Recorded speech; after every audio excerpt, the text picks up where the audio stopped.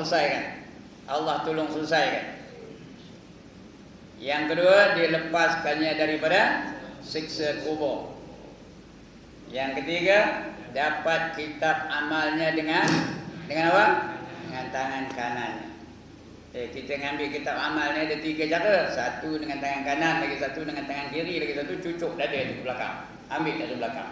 Hendak yang mana? Hendak dari tangan kanan.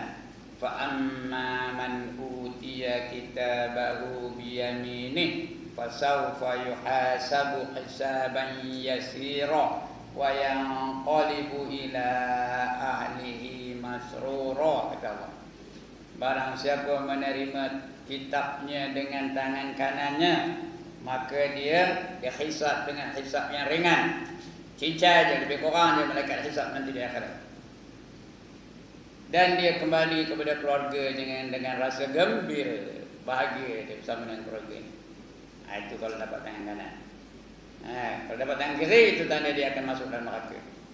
Lebih teruk lagi, kalau dia cucuk dadanya dari depan, tembus ke belakang, ambil kitabnya dari belakang. Jadi orang yang mengekalkan sembahyang berjemaah, Rasulullah jamin dapat kitab amalnya dengan tangan kanan. Yang keempat, melalui titi siratal mustaqim, cepat seperti kilat. Dan yang kelima, dapat masuk syurga tanpa hisab. Yang mana tanda? Cakap apa? Semua anda. Atas. Kalau dah semua anda, apa nak buat? Berjemaah lah. Subuh esok mana nak sembahyang? Surau ni lah. Kalau tahu tak di surau pun di masjid ataupun di markas, di mana-mana lah asalkan dapat berjemaah.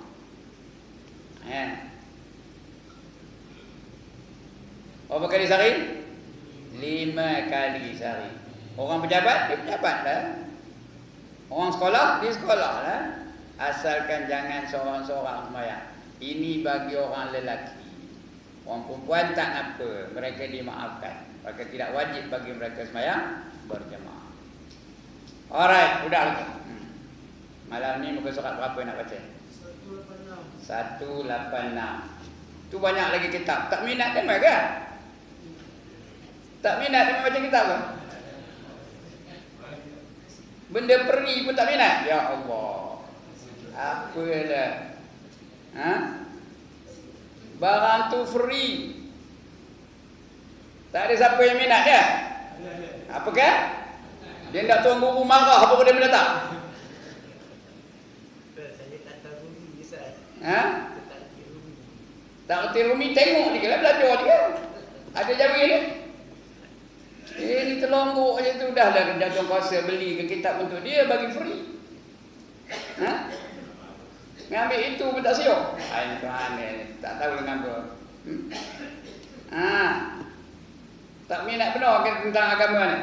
Tak minat benar ke cara-cara nak tanggungjawab sebagai seorang yang mengaku agama Islam. Tajuknya, apa ertinya saya menganut Islam? When you are a Muslim, you have got many things to do. Banyak tanggungjawab kita. Tak minat ke nak tahu? Ini dia tuan-tuan, lantak marah-marah tuan. This may be my last night lah. Esok telefon. Tak payah datang bulan depan Ustaz. Tak payah saya datang, senang. Saya mulut lepas aja lantak marah-marah, nyolong-nyolong mati duri saya dah. Baik, muka surat 186. Satu 185,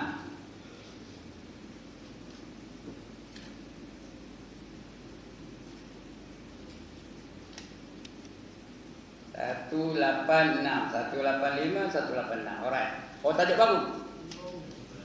Saya mestilah mengetahui cara-cara beramal dengan Islam dan kenapa mesti dalam gerakan Islam. Mula-mula kita dah masuk Islam, mesti tahu apa jenis amalan yang nak kita amalkan. Semayang macam mana, kena belajar bab semayang. Puasa macam mana, kena belajar bab puasa. Zakat macam mana, kena tahu bila masanya wajib zakat. Dan zakat tu apa benda yang nak dizakatkan. Begitu juga dan ibadah-ibadah yang lain. Apa yang nak kita buat setelah kita mengaku Islam. Ritual semata-mata kan, mayang, puasa, zakat, haji, lagi umrah, baca Quran, itu aja kan. Bila kita dah mayang, kita dah puasa, kita dah zakat, kita dah naik haji, pergi umrah paling kali dah, kita merasa kita dah Islam berbenar lah. Duduk atas kursi ngangguk. Tu tahu kursi ngangguk? Rocking chair. He sits on his rocking chair and then contemplates. Kalau aku mati esok syurga mana lah kau ni? Syurga Firdaus ke, Jannatul Naim ke, Jannatul Ma'wa ke, Darul Khuld ke, Darul Jalal ke. Orang kopi itu orang perasan. Tahu ke berarti perasan? Kalau dia minum tukang perak ke? Tahu apa perasan? Perasan tu apa? SS. SS tu apa? Syok sendiri. Banyak lagi hal yang kita nak nak laksanakan dalam hidup kita ni. Kita kena mengadakan barang makanan yang suci dan halal untuk seluruh masyarakat Islam. Kita kena mengadakan pendidikan Islam. Kita kena adakan ekonomi Islam. Kita kena adakan perniagaan Islam. Kita kena adakan akhlak, kita mesti ikut Islam. Akidah kena ikut Islam. Apa saja yang kita buat mesti mengikut Islam. Itu setelah kita mengaku kita beriman. Baik, kita baca senang. Saya mestilah mengetahui cara-cara beramal dengan Islam. Karena kalau lain daripada Islam Tuhan tak terima. Wa man yabtaghi ghairal islami dina falan yuqbala min wa huwa fil akhirati minal khasirin, kata Allah. Barang siapa mengambil satu cara lain daripada Islam, apa saja kita buat tak ikut Islam, sembahyang tak ikut Islam, tak terima dari Tuhan. Puasa tak ikut Islam, tak terima dari Tuhan. Kenduri kenara tak ikut Islam, tak terima dari Tuhan. Pakaian tak ikut Islam, tak terima dari Tuhan. Bersukan tak ikut Islam, tak terima dari Tuhan. Berhiburan tak ikut Islam, tak diterima dari Tuhan. Apa saja, whatever you do, if it is not in accordance with the teachings of Islam, Allah will reject. Allah tak terima. Wa fil akhirati minal khasirin, dan di akhirat nanti mereka akan tergolong dalam golongan orang-orang yang rugi. Baik. Penggabungan diri ke dalam gerakan Islam. Kita wajib ni dah kita baca dulu ni. Wajib kita menggabungkan diri kita dalam gerakan yang memperjuangkan Islam. Tak kira lah itu wadah tu, tak kira namanya apa pun. Tapi janji matlamatnya nak memperjuangkan Islam. Dia punya slogan, litakuna kalimatullahi hiyal ulia, agar kalimah Allah itu mulia di atas muka bumi ini. Wadahnya tak kira, nama pertubuhan tak kira, lantaklah apa-apa pun. Janji dia berjuangkan Islam. Jadi penggabungan diri ke dalam gerakan Islam mewajibkan saya. Kenapa saya wajib? Bukan saya seorang ni. Saya yang telah mengaku beragama Islam. Siapa mengaku beragama Islam, dia wajib. Apa yang wajib? Mewajibkan saya mengetahui kenapa saya menganggotai gerakan Islam. Kita masuk satu-satu gerakan Islam tu, kita kena tahu mengapa kita masuk dalam gerakan itu. Apa matlamatnya, apa perjuangannya, macam mana kaedahnya dan sebagainya. Kena tahu. Jangan terus-terus masuk aja. Kadang-kadang masuk, tengok kumpulan sesat. Ada tak kumpulan sesat sekarang ni? Banyak. Jadi kita kena tahu, kena kaji apa perjuangan dia, dasarnya macam mana, undang-undangnya macam mana dan sebagainya. Kena tahu. Bukannya gerakan-gerakan lain, kerana dalam dunia ni banyak gerakan-gerakan yang lain daripada gerakan Islam. Yahudi ada gerakannya, Nasara ada gerakannya, Buddhism ada gerakannya, Hinduism ada gerakannya, Secularism ada gerakannya, semua ada gerakan-gerakan. Orang minat sokan ada gerakan sokan, orang minat budaya ada gerakan kebudayaan, orang minat apa saja dalam dunia ini banyak gerakan-gerakan yang memperjuangkan apa yang mereka minat. Yang kita nak berjuang Islam supaya kalimah Allah, undang-undang Allah, hukum Allah mulia di atas muka bumi ini. Itu tujuan. apa yang menyebabkan saya berada dalam gerakan ini dan kenapa saya tidak berada dalam gerakan lain. Kena tahu kenapa aku masuk dalam gerakan ini dan kenapa aku tak masuk dalam gerakan lain. Kenapa aku tak masuk dalam gerakan-gerakan yang memperjuangkan sukan umpamanya, yang memperjuangkan budaya atau memperjuangkan bangsa. Kenapa kita nak masuk apa itu? Gerakan yang seperti itu. Kita kena tahu. Adakah saya menganggotai gerakan Islam secara kebetulan? Kebetulan aku duduk dekat kampung tu, orang kampung tu banyak dalam gerakan ni, kau masuk. Kan itu kan? Kan ikut orang ramai kan? Tak, kita kena kaji dasar perjuangan. Bukan kerana orang ramai ikut, kita pun ikut. Kerana ikut orang ramai ni bukan betul-betul. Allah dah sebut dalam Quran, wa in tuti' aktsara man fil ard yudilluka an sabilillah. Kalau kamu mengikut kebanyakan manusia di atas muka bumi ini, nescaya mereka itu akan menyesatkan kamu daripada jalan Allah. Itu Allah sebut dalam Quran tu. Wa in tuti' sekiranya kamu taat, kamu mengikut. Ya. Man aksara man fil ard wa in tuti' aksara man fil ard. Kamu mengikut kebanyakan manusia di atas muka bumi ini. Yudilluka an sabilillah. Mereka akan menyesatkan kamu di jalan Allah. Ya tidak. Coba kita tengok dalam dunia ini. Ramai orang Islam ke ramai orang kafir? One more time. Ramai orang Islam ke ramai orang kafir? Ramai orang kafir. Orang Islam hanya ada di Timur Tengah, hanya berada di sebahagian Asia, bukan semua pun. Dia berada di Asia Tenggara. Dan sedikit di Eropah, sedikit di Amerika. Setengah orang Islam tak ada langsung di Amerika Selatan, langsung tak ada. Di Brazil tak ada. Kalau ada pun kedutaan aja, yang belum Islam tak ada. Di Argentina tak ada. Di Peru tak ada. Di Bolivia tak ada. Di Ecuador tak ada. Tahu kedai ada kedai belanja ilmu alam pun. Negeri-negara ini itu namanya tak ada, langsung tak ada. Di Argentina tak ada. Yang ada apa di Argentina? Diego Maradona ada lah. Tak kenal? Ya Allah. Kau jadi tak tahu apa Diego Maradona? Tak kenal? Oh, dia tak kenal. Baik benar orang ni. Dia tak kenal Diego Maradona. Lionel Messi adalah tak kenal Lionel Messi. Tak kenal juga. Dia baik betul lah. Ya? So, jadi ni membaik betul. Dia tak tahu langsung. Lionel Messi tak kenal. Diego Maradona tak kenal. Di Brazil mana ada orang Islam? Yang ada Ronaldo ada lah. Pelé ada lah. Ya. Di England ada orang Islam tapi tak ramai. Majoritinya bukan Islam. Ya.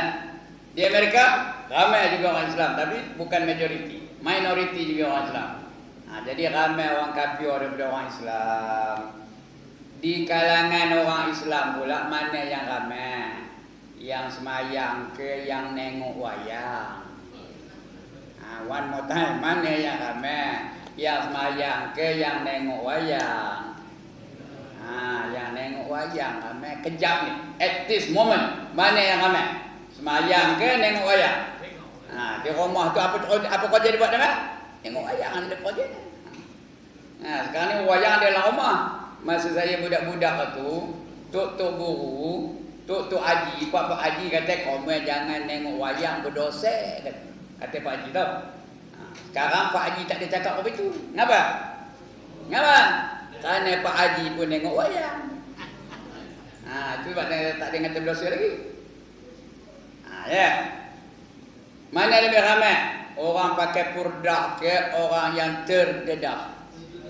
Yang terdedah lagi ramai. Mana ramai? Orang yang berjihad di jalan Allah ke orang yang jahat? Yang jahat lagi ramai.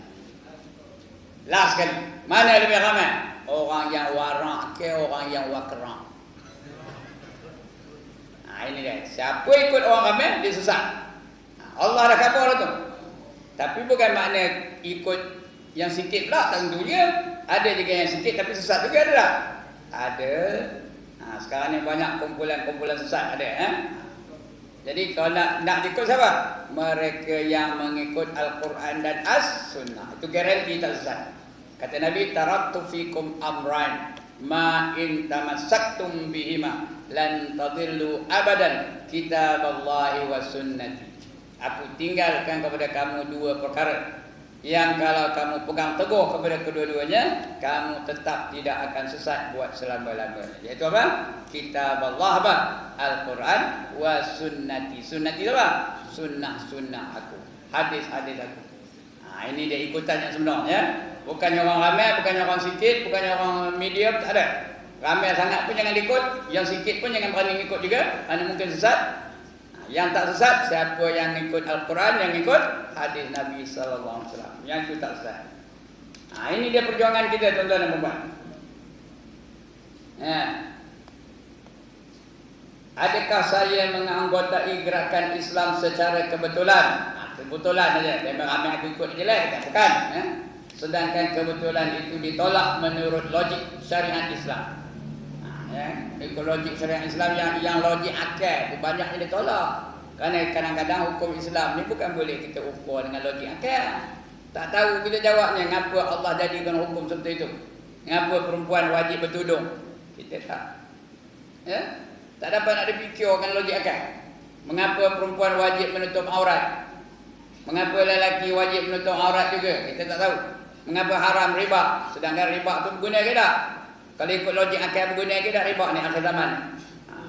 Kalau nak beli rumah mesti nak riba, nak beli toko mesti nak riba, lagi nak beli tanah mesti nak riba. Kalau tak rumah lah, kita tak tanah lah, kita tak ada toko lah, kita orang kafir jadi ada toko. Itu kalau ikut logik akal. Tapi apa kata Allah? Wa ahallallahu al-bai' wa harrama riba. Allah menghalalkan jual beli dan mengharamkan riba. Sebab itu dalam Islam ada alternatif. Tahu apa alternatif? Pilihan lain. Tak hendak berlibatkan dengan riba, ada cara lain, mudharabah ada, dan sebagainya. Tanya orang bank tahulah macam mana lain-lain yang mengikut syariat Islam selain daripada riba. Jadi kita tahu tu. Logik syariat Islam pun tak setuju dengan apa? Dengan apa kebetulan itu tadi. Ataukah penggabungan diri saya ke dalam gerakan Islam hasil daripada penelitian dan kajian saya? Kita dah kaji benar-benar baru masuk dalam gerakan Islam. Saya mestilah mempelajari cara-cara bergerak dalam Islam. Nak tahu bergerak dalam Islam. Supaya penggabungan diri saya ke dalam gerakan Islam benar-benar merupakan penggabungan yang dilakukan dengan penuh kesedaran. Kita sedar, kita tahu, kita yakin apa yang kita buat itu adalah kebenaran. Kalau datang dari Allah mesti benarnya. Allah sebut wal takum minkum ummatun yad'una ilal khair wa ya'muruna bil ma'ruf wa yanhauna 'anil munkar wa ulaika humul muflihun. Itu sebab kita menggabungkan diri dalam gerakan Islam. Hendaklah ada di kalangan kamu satu kumpulan, satu gerakan yang menyeru kepada kebaikan dan mencegah kepada kemungkaran. Nak ada tu. Satu-satu kampung tu nak ada yang menjadi ikutan orang ramai. Kerjanya apa? Menyeru kebaikan dan mencegah kemungkaran. Orang yang begitu dijanjikan Allah tentang apa janjinya? Wa ulaika humul muflihun. Mereka itulah orang yang mendapat keuntungan kata Allah. Kalau nak untung apa betul tak? Kalau tidak rugi di akhirat. Besok ada dua tempat aja. Satu tempat untung, lagi satu tempat rugi. Dia tak ada tempat pulang modal. Akhirat tak ada pulang modal tu. Kalau tak untung rugi, kalau tak rugi untung, kalau tak untung rugi, kalau tak rugi untung. Nak rugi ke nak untung? Orang yang waras fikirannya tentulah nak untung. Kerana kalau rugi artinya masuk dalam neraka. Dikubur lagi dah kena seksa. Nak mati lagi dah seksa dia Allah Taala. Itu ruginya. Di dunia pun rugi, nak mati rugi, masuk dalam kubur rugi, bangkit daripada mahsyar rugi. Lagi ditimbang rugi, meniti siratal mustaqim rugi, lebih-lebih lagi kalau tergelincir jatuh ke dalam neraka lagi rugi. Sebab itu kaji benar-benar. Jangan ikut hawa nafsu. Jangan ikut logik aja.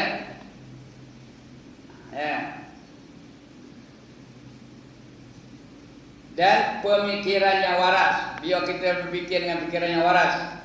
Bukan membabi buta. Kalau buat babi buta memang tak terima pun. Bayang babi buta. Ya, terima kan? Baca babi buta. Sekali nak bacalah. Sekali nak bergerak-geraklah. Ya. Nak ngangguk-ngangguklah. Ada orang bayang ni noleh kiri kanan. Lantaklah. Betul boleh kan? Ada peraturan dalam sembahyang. Ya. Takbiratul ihram. Ya. Ada tak peraturan takbiratul ihram? Ada ke tak ada? Kalau Rabbi ni sah kan? Allahu Akbar. Sah ke dah? Ngapa tak sah? Ngapa tak sah? Kerana gerak 3 gerak berturut-turut membatalkan sembahyang. Itu kena belajar lah. Sebab itu tuan-tuan, kalau ada lah ustaz-ustaz ngajar bab sembahyang, jangan juih haji bibio tu. Ustaz tak ada lain nak ngajar mayang. Orang dah jenuh mayang ni ngajar mayang juga. Jangan betul. Kenapa? Kadang-kadang kita sembahyang batal kita tak sedar. Ya. Ngangguk pada Allahu Akbar. Batal ke tak? Kadang exercise dulu Allah. Apa itu? Allah. Mutu kembingan dulu. Sebab nak belajar takbiratul ihram macam mana, rukuk macam mana, iktidal macam mana, sujud macam mana, bacaannya macam mana, Fatihah macam mana. Ya. Kadang-kadang baca Fatihah salah. Ar-Rahmanir-Rahim Maliki Yaumiddin. Betul ke? Itu imam banyak ni. Ar-Rahmanir-Rahim Maliki Yaumiddin. Betul ke Tuan Haji Ali? Dia wasal pun tidak, waqaf pun tidak. Kalau waqaf Ar-Rahmanir-Rahim. Betul? Tarik nafas. Baru Maliki Yaumiddin. Baru betul. Kalau wasal Ar-Rahmanir-Rahim Maliki Yaumiddin. Baru betul. Kalau kita sembahyang di sembahyang Lahore tadi, tak berbunyi pun Ar-Rahmanir-Rahim Maliki Yaumiddin. Sah ke tak sah? Sekali lagi, semua orang ni jawab, sah ke tak sah? Jadi sebab kena belajar. Kerana Al-Quran ni bukan boleh kita baca tak tentu hala. Dia ada hukum.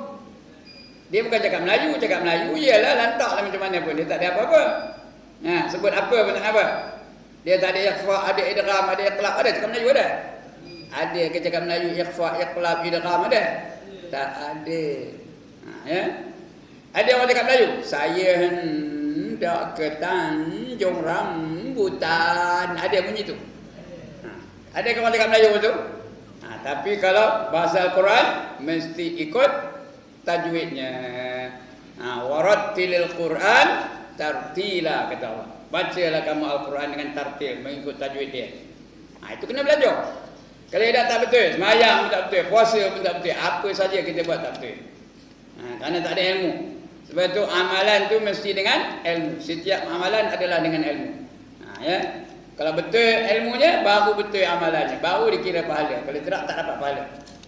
Rugi je dah. Mana dia tadi?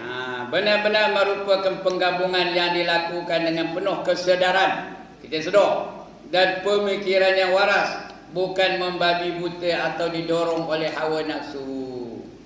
Kalau nak mencari kemegahan, memang itu didorong oleh hawa nafsu. Nak mencari harta, itu didorong oleh hawa nafsu. Nak mencari pujian, memang hawa nafsu suka begitu.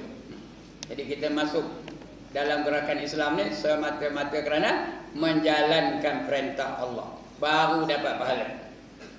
Apabila saya menggabungkan diri ke dalam gerakan Islam, saya mestilah mengetahui bahawa cara bergerak dalam gerakan-gerakan lain dan organisasi-organisasi yang berbagai corak dan bentuk adalah tidak mencerminkan garis dasar Islam yang sebenarnya. Kita tengok gerakan ini macam mana perjuangannya, gerakan ini macam mana perjuangannya, gerakan ini macam mana perjuangannya, gerakan B apa perjuangannya, C macam mana perjuangannya, D macam mana perjuangannya. Bandingkan mana yang paling sesuai dengan kehendak Allah dan Rasul, mana yang bertepatan dengan Al-Quran dan hadis Nabi SAW. Yang itu kita masuk. Mana yang bertepatan dengan kehendak hadis dan bertepatan dengan kehendak Al-Quran Al-Karim. Dua saja. Ya. Tadi dah saya bacakan hadis ni dia, taraktu fikum amrayn. Aku tinggal kepada kamu dua perkara.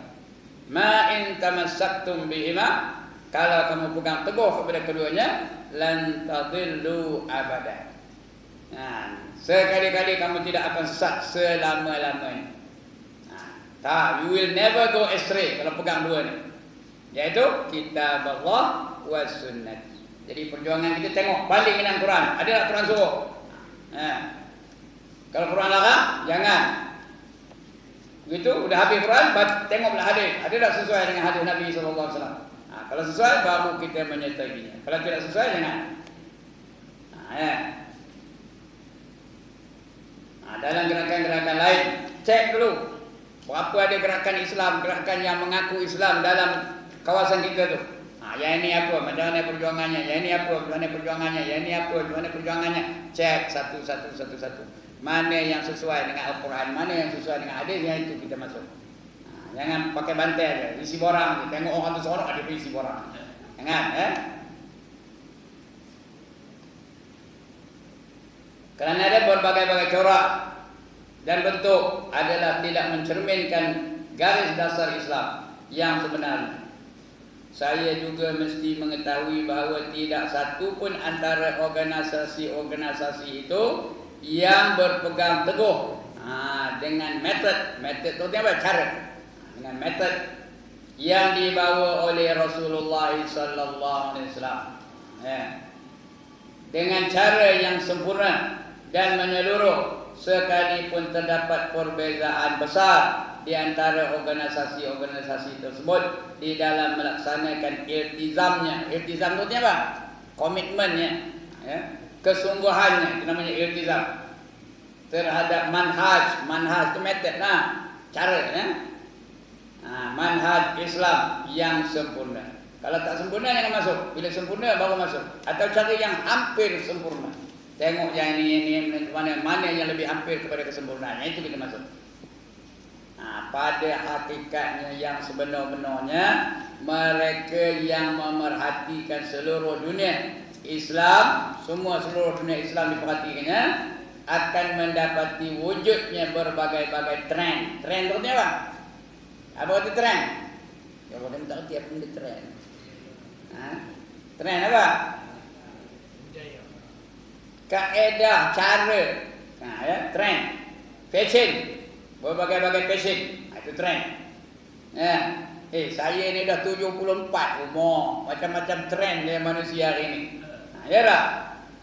Mula-mula dulu tahun 50-an, Yankee punya trend. Tahu Yankee? Ya, tak tahu nama Yankee. Sumpit benar seluarnya. Itu trend Yankee. Lepas tu trend rambut panjang. Lepas tu trend apa? Pakai sailor. Tahu sailor? Seluarnya ketat di atas, di bawahnya longgong. Ada tak tengok seluar apa itu? Sailor tu berarti klasi. Itulah trend. Itu namanya trend. Kegemaran orang. Macam mana? Lepas tu kepala botak. Ada trend kepala botak pula. Lepas tu ada pula trend lagi. Kiri kanan botak, tengah ada kata Apache blonde. Ada aja trend. Itu namanya trend. Kegemaran, kegilaan orang. Itu trend namanya. Jadi organisasi-organisasi yang memperjuangkan Islam tu ada trend. Ada trend yang beribadat, ada trend yang berdakwah, ada trend yang kesana kemari aja. Macam-macam trendnya, macam-macam ikutannya, macam-macam kegilaan. Sesuai ke tak dengan Islam, sesuai ke tak dengan Quran, sesuai ke tak dengan hadis. Itu kita cek. Trend. Dia cakap orang putih ni trend ni sebenarnya. Berbagai-bagai bentuk trend. Ada pertumbuhan-pertumbuhan yang mempunyai trend rohani semata-mata. Dia rohani aja, wirid je zikir la ilaha illallah, la ilaha illallah, la ilaha illallah. Yang lain tak kira ekonomi, tak kira akhlak, tak kira pendidikan, tak kira masyarakat, tak kira. Dia kira zikir je. Ada tak apa itu? Ada tak kumpulan-kumpulan zikir apa itu? Lantaklah kamu selewing duit ke, aku tak peduli, aku tahu zikir je. La ilaha illallah, la ilaha illallah. Dia menjual negara ini kepada bangsa-bangsa asing. Dia tak kira, dia kira wirid dia je. Ada ke tak ada orang apa itu? banyak ya. Geng-geng yang apa? Dia tahu rohani aja. Kita kena jaga hati dulu. Yang itu semua apa? Koma semayang, koma puasa, koma zakat, koma itu kulit aja. Kita tak nak kulit, kita nak isi. Kata. Ada orang cakap begitu. Dia tak nak kulit, nak isi aja. Ada ke benda isi aja tak kulit? Ada ke benda isi aja tapi tak kulit? Ada ke? Ada. Kau ini keluar, ikut sana, masuk dalam tu. Itu cepuh dengan tangan. Dia isi aja. Siapa nak kenal? Dia nak isi aja, tak nak kulit.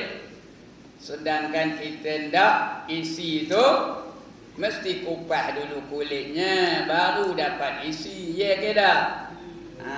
Itu dia. Tapi hari ini banyak dia kira nak isi aja, tak nak kulit. Yang kau membuat sembahyang tongan tonggik tu kulit aja. Kita nak isinya. Lepas tu dia pula pakai seluar pendek sana mari. Itu apa namanya? Itu salah satu apa namanya? Latihan dia katanya. Macam-macam. Itu kerohanian teman-teman. Dia tak kira yang jasad, tak kira yang apa yang zahir, tak ada. Dia nak yang batin. Sembahyang pun sembahyang batin aja. Tak ada sembahyang zahir.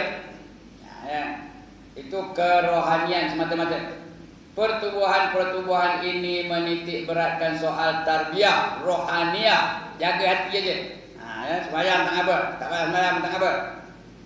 Dan mengenepikan terus sudut-sudut yang lain pada hakikatnya diambil berat oleh Islam. Islam mengambil berat hal-hal lain yang zahir-zahir itu diambil. Itu sebab dalam Islam ni ada cara-cara untuk memelihara anggota-anggota yang zahir. Ada tak? Kita ada dah anggota yang zahir. Tak faham bagaimana anggota yang zahir tu. Dah habis dah tamat kitabnya kita baca dulu. Penawar bagi hati dah tamat. Menjaga anggota yang zahir, iaitu 7 anggota tu. Mata lagi, telinga lagi, lidah lagi, tangan lagi, kaki lagi, perut lagi, kemaluan. Itu anggota-anggota yang zahir. Ya. Dalam Islam yang zahir itu pun penting. Kita kena jaga dia dalam melakukan dosa. Yang batin hati. Itu tak nampak. Kena jaga dua-dua tu. Zahir pun kena jaga, batin pun kena jaga. Itu dalam Islam. Tapi kumpulan-kumpulan rohani ni dia kira wirid, dia kira jaga hati aja. Biar hati baik, tak apa ya. Negara ni lantak lain kau nak rasuah ke, kau nak apa, nak selewing ke, duit ke, itu terpulang kepada kau. Aku tahu wirid, dia kena habis ke wirid aku aja. Ada dah orang begitu? Ada ya.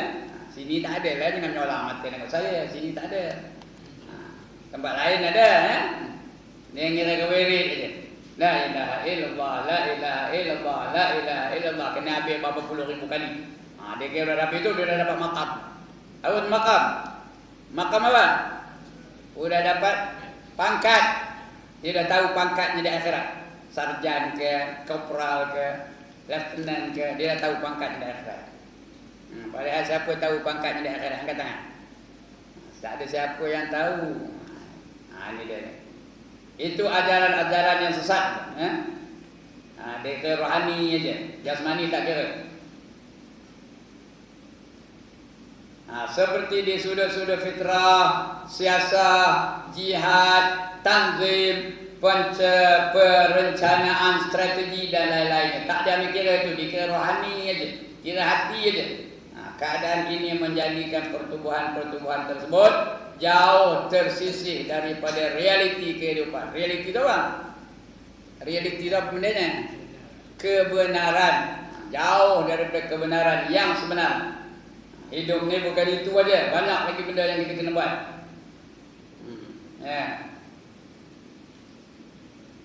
Daripada realiti hidup. Jahil tentang apa yang berlaku di sekelilingnya.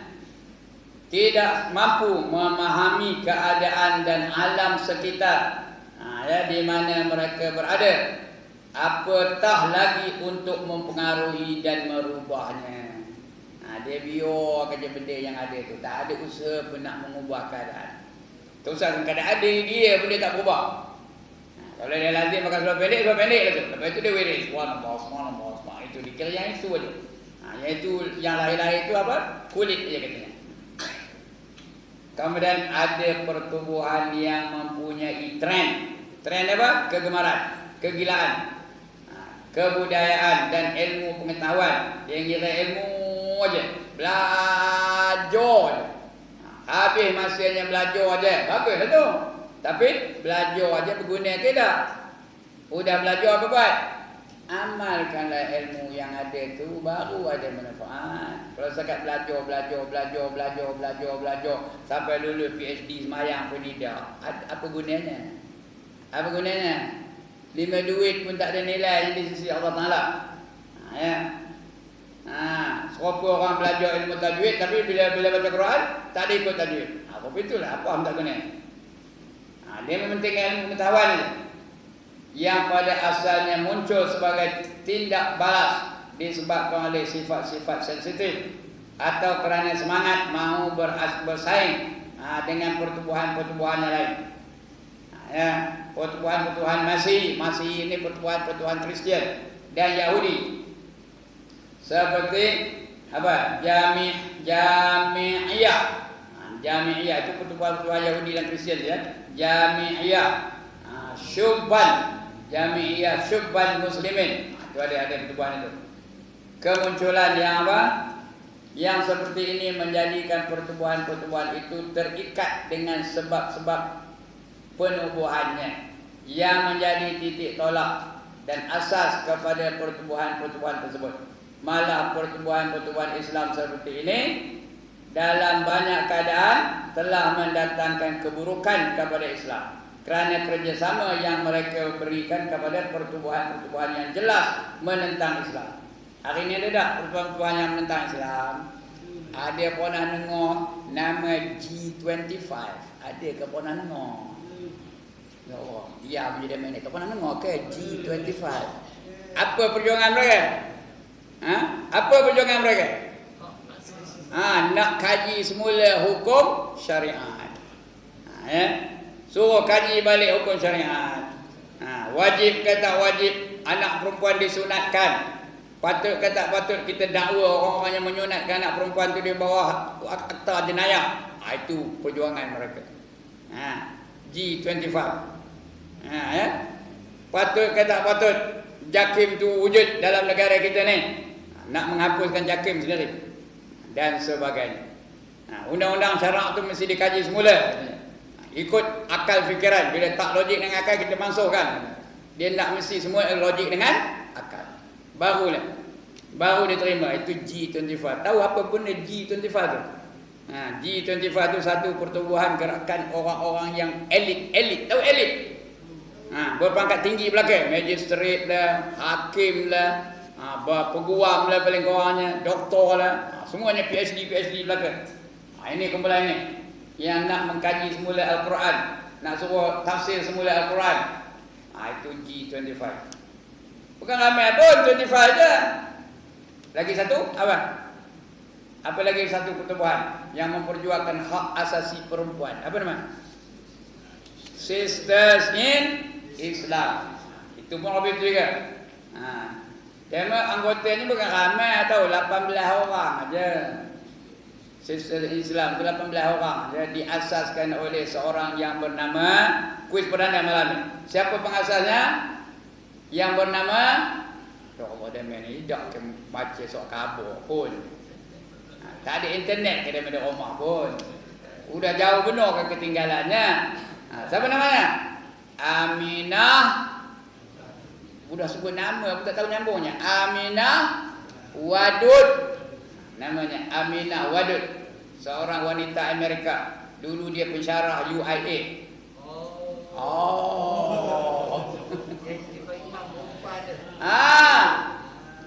Dialah di antara pengasas gerakan menyamakan hak wanita. Dia kata Tuhan tak adil. Sebab itu semua rasul-rasul dilantik orang lelaki aja. Apa salah lantik perempuan? Dia nak tahu itu. Bukan dia seorang aja, kumpulan dia lah. Apa salah dilantik wanita? Kalau orang lelaki boleh mentalakkan isteri, apa salah isteri mentalakkan suami? Ya. Itu dia perjuangannya. Ya, kalau isteri boleh mentalakkan suami macam. Cerai saja. Ayat talak kalau bang. Itu dah tak balik. Itulah tak ada. Sehari mungkin 5-6 kali cerai. Itu aduk balik. Cerai aduk balik agak. Kalau mereka boleh. Kerana perempuan ni dia 90% nafsu, 10% akal. 9 dari 10, 9 tu nafsu, 1 akal. Itu perempuan. Sebab mereka tak ada kuasa mentalak. Kalau ada tu usah buat lah. Kalau dia ada kuasa cerai, kita jenuh betul. Kalau ada kuasa cerai, kita ni tak berapa kali kena cerai. Jenuh betul. Ini dia nak memperjuangkan hak itu tu. Kalau lelaki boleh jadi imam, apa salah perempuan jadi imam? Itu yang dia apa? Nama dia apa Ustaz? Aminah Wadud nama. Orang Amerika Tapi dia kerja di Malaysia dulu, menjadi pensyarah di UIA. Dia lah mengasaskan Sisters in Islam. Dia balik ke Amerika, dia berjuang lagi. Nak memperjuangkan jadi imam. Dia nak jadi imam jemaat. Maka dia cari mana masjid yang mahu menerima imam perempuan. Cari masjid, satu masjid pun tak nak. Cari dewan pun tak nak. Tapi ini diketahui oleh orang Kristian. Orang Kristian pun menawarkan gereja jadi tempat sembahyang jemaat. Gereja tempat sembahyang jemaat. Orang Kristian menawar ada tak? Kenapa? Mereka memang itu memang itu kegemaran dia lah supaya memecah belahkan umat Islam. Dia seronok tu. Dia ditawarkannya gereja tu untuk tempat mereka sembahyang. Lepas tu masa sembahyang pula dikawal oleh tentera-tentera di luar gereja tu. Jangan kamu usik. Dia jadi imam. Mamam orang lelaki ada, orang perempuan pun ada. Begitulah berlaku. Itulah hari yang pertama, kali yang pertama sembahyang jemaat diimamkan oleh seorang perempuan. Lepas tu dia keluar dongeng aja. Tengok, you see nothing happens kan. Tapi lepas itu tak ada lagi dah. Itulah sekali, the first and the last time. Dia itu Islam. Dia ngaku Islam lah. Memang dia ngaku Islam. Tapi dia ke Islam tu wallahualam kita serah kepada Allah lah senang. Kita tak wani nak katakan dia kafir. Tapi yang diperjuangnya itulah hak asasi wanita. Di Malaysia ni ada lagi Sisters in Islam, 18 orang ahli, termasuk anak bekas Perdana Menteri pun ada. Ada 2 orang bekas Perdana Menteri, 2 orang anak itu menjadi anggota jawatankuasa Sisters in Islam. Itulah yang berlaku hari ini. Selain itu ada lagi kumpulan-kumpulan intelektual yang suruh mengkaji semula hukum-hukum Islam ni, mengkaji semula kurikulum di sekolah-sekolah agama dan sebagainya. Itu yang berlaku hari ini. Jadi kita kena kaji dulu baru kita menyertainya. Kalau tidak kita bersama-sama tersasar. Jadi jauh tersisih dari realiti kehidupan, jahil tentang apa yang berlaku di sekelilingnya, tidak mampu memahami keadaan dan alam sekitar di mana mereka berada, apatah lagi untuk mempengaruhi dan merubahnya. Ada pertubuhan yang mempunyai tren kebudayaan dan ilmu pengetahuan yang pada asalnya muncul sebagai tindak balas disebabkan sifat-sifat sensitif atau kerana semangat. Ini ada semangat, berjuang nak semangat. Nak memperjuangkan Melayu je, kita mesti kembalikan Melayu, ketuanan Melayu dan sebagainya. Ada tak? Ada tak? Kalau kita memperjuangkan bangsa, kita bukan dari golongan umat Nabi Muhammad. Kata Muhammad, laisa minni man da'a ila asabiyah.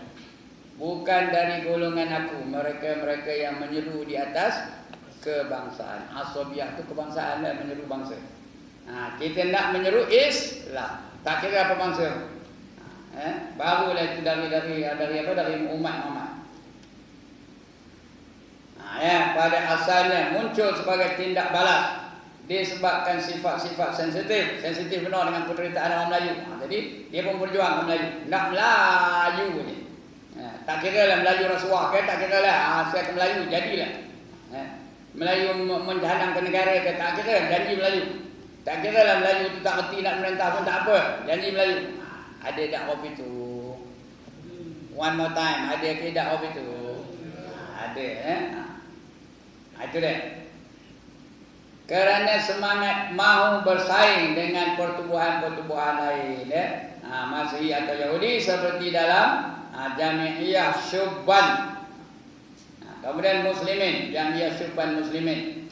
Kemunculan yang seperti ini menjadikan pertubuhan-pertubuhan itu terikat dengan sebab-sebab penubuhannya. Ya, kalau dia berjuangkan Melayu, cerita Melayu aja lah. Apa-apa kan Melayu. Kalau Cina aja dah. Apa Cina. Padahal negara-negara yang memerintah dunia dulu bukan di atas bangsa mereka. Mereka semua berjuang di atas apa? Di atas nama Islam. Turki maju, kenapa? Kerana mereka berjuang di atas dasar Islam. Itu yang satu masa dulu mereka memerintah dunia. Di bawah pimpinan Muhammad Al-Fatih memerintah dunia Turki.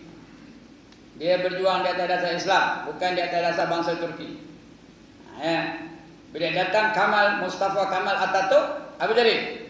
Dia kembali memperjuangkan bangsa Turki. Azan pun mesti dia dalam bahasa Turki.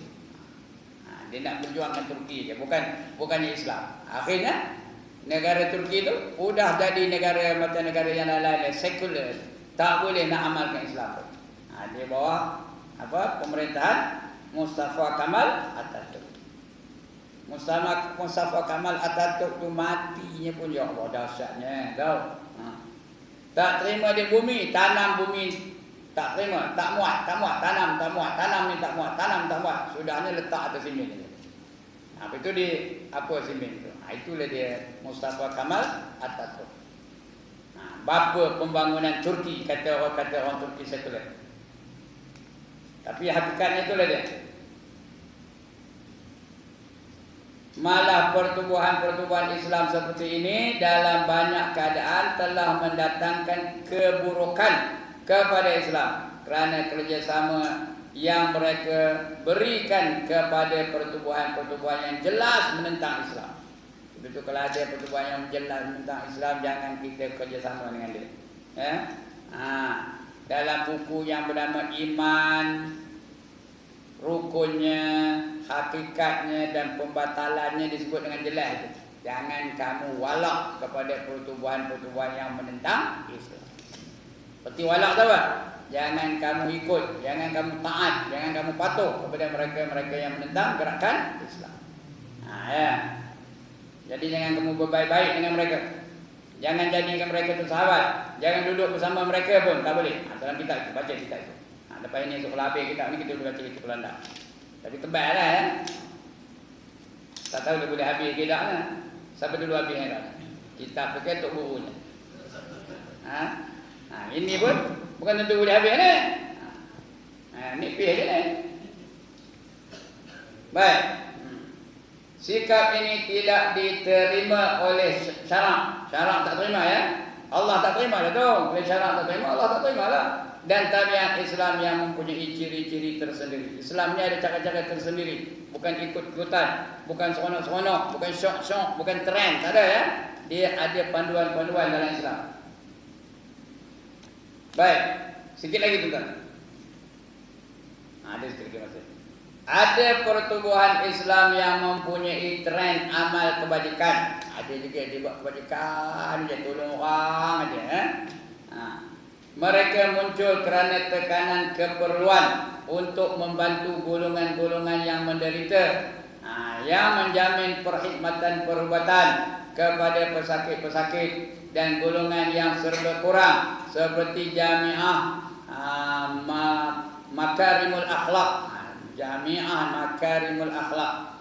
Pertubuhan-pertubuhan ini juga wujud dengan tujuan menyalurkan bantuan-bantuan kepada golongan-golongan miskin, rumah-rumah anak yatim dan lainnya.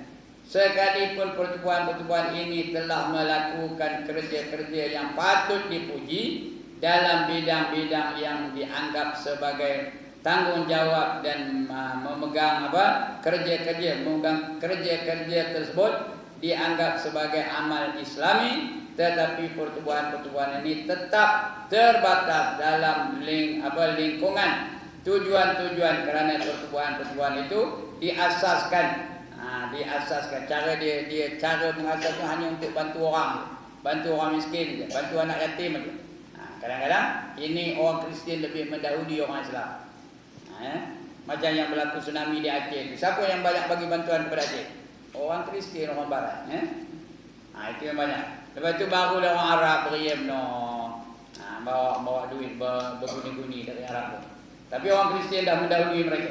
Berapa puluh ribu, berapa ratus ribu kanak-kanak Islam dibawa mereka ke Eropah. Agak-agak dia ajar dia mengaji Quran dia. Kalau dibawa dia ke Eropah, kanak-kanak Aceh tu umur 7 tahun, 10 tahun, bawa ke Eropah, dia ajar dia mengaji Quran ke? Dia ajar dia sembahyang ke? Dia ajar dia tentang Islam ke? Apa dia ajar dia? Christianity dia ajar dia. Ya. The Lord is my shepherd, I shall not want. Jesus the Son of God. Sampai dalam episode dia. Itu yang berlaku hari ini. Karena kita kurang sensitif dengan perkara-perkara yang berlaku di sekeliling kita. Ya. Walaupun betul kerja mereka tu membantu orang miskin, membantu anak-anak yatim, membantu orang yang memerlukan bantuan. Macam amal jariah ke Syria, amal jariah ke mana? Ke Lebanon, amal jariah ke Palestina. Itu bagus tu, tapi tak lengkap. Patutnya menyeluruh untuk membangunkan Islam keseluruhannya. Karena Islam ni bukannya makan minum saja, dia meliputi segenap aspek kehidupan. Dari sekecil-kecil perkara sampai sebesar-besar perkara. Ya, kena ikut cara Islam. Kalau tak terima di kelas. Ya. Tetapi penubuhan-penubuhan ini tetap terbatas di dalam lingkungan tujuan-tujuan. Kenapa ditumbuhkan pertumbuhan-pertumbuhan itu? Diasaskan. Di dalam semua keadaan pertumbuhan-pertumbuhan seperti ini tidak boleh dianggap satu gerakan. Gerakan islah seperti pembaharuan yang bermatlamatkan untuk menegakkan satu masyarakat Islam dan mengembalikan cara hidup Islam. Tak boleh tak boleh menyeluruh. Kalau ada pun hanya sebahagian-sebahagian tertentu saja boleh diperjuangkan. Bukan menyeluruh, bukan semua sekali dah. Terdapat juga pertumbuhan parti-parti politik Islam. Ini banyaknya ya. Dalam Malaysia ada tak parti-parti politik Islam? Banyak ya. Yang mempunyai trend siasat semata-mata. Politik aja. Ekonomi tak kira, akhlak tak kira, anak yatim tak kira, pendidikan tak kira, kira politik aja. Nak menang pilihan raya aja. Betul ke tak betul tu? Dia kira nak menang pilihan raya aja. Betul ke tak betul tu? Tak betul. Kita mesti menyeluruh ya. Menyeluruh, bukan satu-satu bidang aja. Ya, semata-mata. Pertumbuhan-pertumbuhan ini mengamalkan satu bentuk kerja yang tertentu dan tidak akan melewatinya, tak boleh melampaui. Hal ekonomi dia tak peduli, hal pendidikan tak kira, hal akhlak tak kira, hal kekeluargaan tak kira, tak nutup aurat pun tak apa. Itu ada yang begitu tu. Bentuk kerja yang dimaksudkan di sini ialah bergerak di atas nama Islam dan melaungkan slogan-slogan Islam. Laungan yang hebat. Takbir, Allahu Akbar. Tauhid, ganyang tauhid, tapi dalam poket pun ada tauhid. Entah marah-marah. Tahu ke apa namanya? Tahu ke apa yang dalam poket tauhid tu apa? Tahu ke tak tahu? Tak tahu dah lah. Tak nak dengan orang. Tanya Tuan Jadi apa dia? Dalam poket pun tauhid. Lantaklah apa-apa lah. Itu Islam tulen ke tu? Tak tulen. Jadi melaungkan slogan-slogan. Slogan-slogan Islam itu takbir, Allahu Akbar. Tauhid. Rupanya dia pun ada masuk dalam sistem tauhid. Tetapi tidak mengandungi ciri-ciri akidah. Akidah tak kira. Yang menjadi pegangan teguh baik bagi pertumbuhan itu sebagai satu tanzim, organisasi. Tanzim itu bentuk perjuangan organisasi. Atau bagi anggotanya.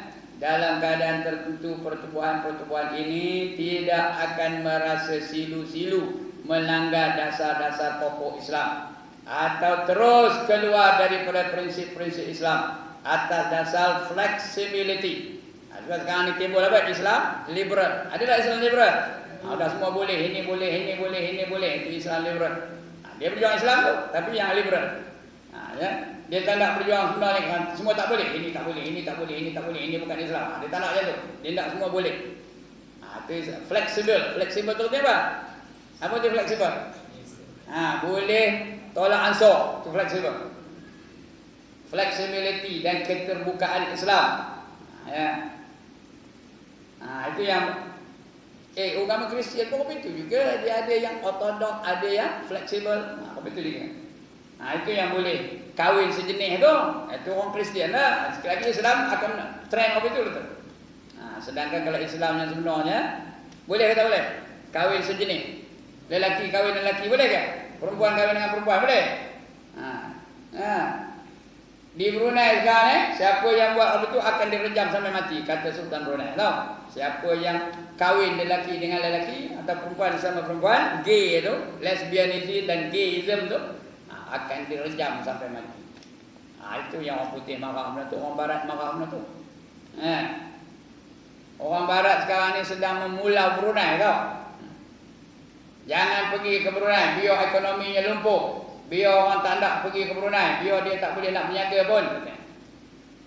Tapi dia lupa kekuasaan Allah Ta'ala. Dalam mereka sibuk-sibuk nak memulau ke Brunei, Brunei jumpa 7 buah telaga minyak yang boleh bertahan selama 600 tahun lagi. 7 buah telaga minyak yang boleh bertahan selama 600 tahun lagi.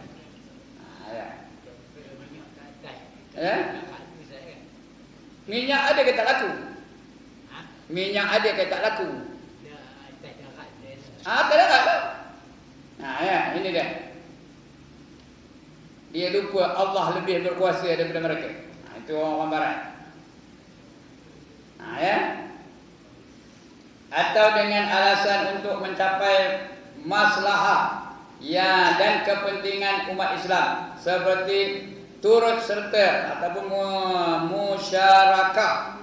Musyarakah itu mensyirik bersama-sama dalam kerajaan yang bersistemkan sistem ciptaan manusia. Yang kafir terus bergabung dengan kerajaan yang mengamalkan sistem kafir. Macam boleh ke tak boleh? Tak boleh. Jangan bekerjasama dengan orang yang mengamalkan sistem kafir. Atau dengan mengkedepankan permasalahan sampingan dan cabang. Dia cerita bab cabang je, bab furuk aja. Akidah tak kira. Dia nak yang cabang-cabang je, bab furuk-furuk aja.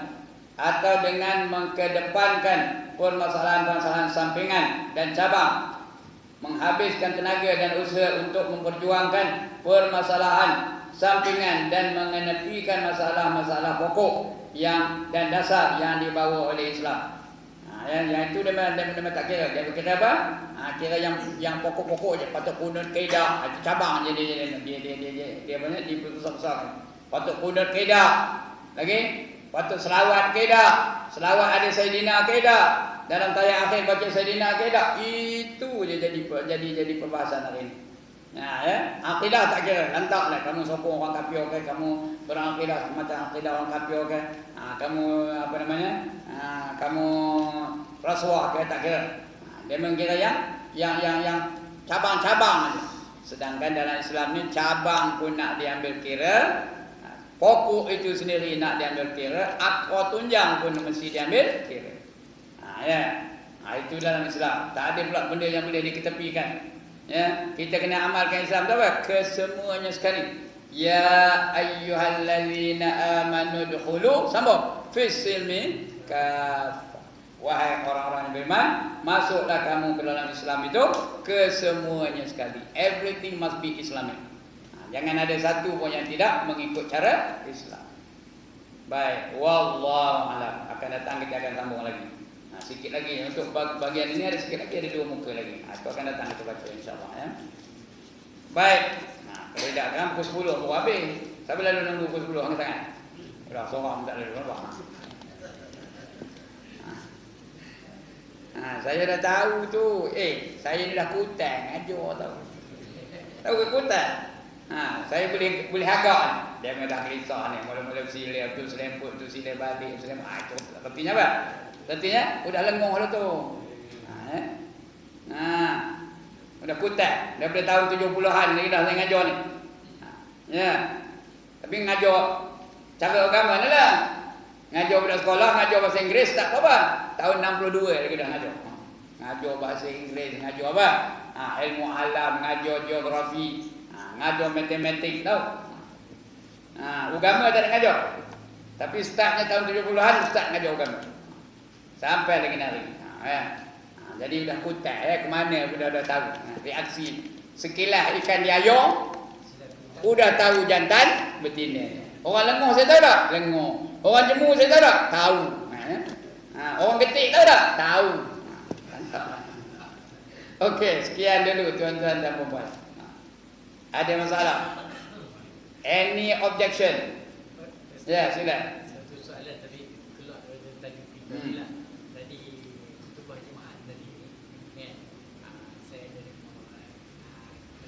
surah apa ayat itu yang Allah perintahkan kepada Allah tawarkan Inna aradna al-amanata 'ala as-samawati wal ard wal jibal fa abaina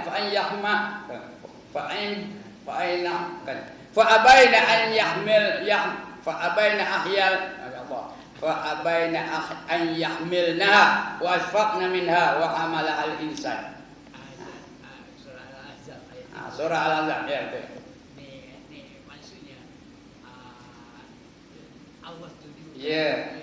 Allah bagi tawaran kepada langit, kepada bumi, kepada gunung-gunung, tapi mereka menolak. Langit menolak, bumi menolak, gunung-gunung menolak. Fa abaina an yahmilnaha. Semua menolak. Wa asfaqna minha, kerana mereka takut dengan amanah tersebut. Wa hamalahal insan. Ayat ni Ya. maksudnya ditujukan kepada Nabi Allah Adam, masa tu Nabi Allah Adam ni ke ataupun Manusia aja. Bermula dari Nabi Adam lah, bukan untuk Adam aja. Allah dah tahu dah. Allah dah tahu. Maka ditawarkan kepada gunung, ditawarkan kepada langit, ditawarkan kepada bumi. Ketiga-tiga tu menolak kerana takut dengan amanah tersebut. Tapi manusia terima. Bermula dengan Nabi Adam. Ya. Nabi Adam menerimanya. Sebab itu Allah jadikan Nabi Adam. Wa iz qala rabbuka lil malaikati inni ja'ilun fil ardi khalifah.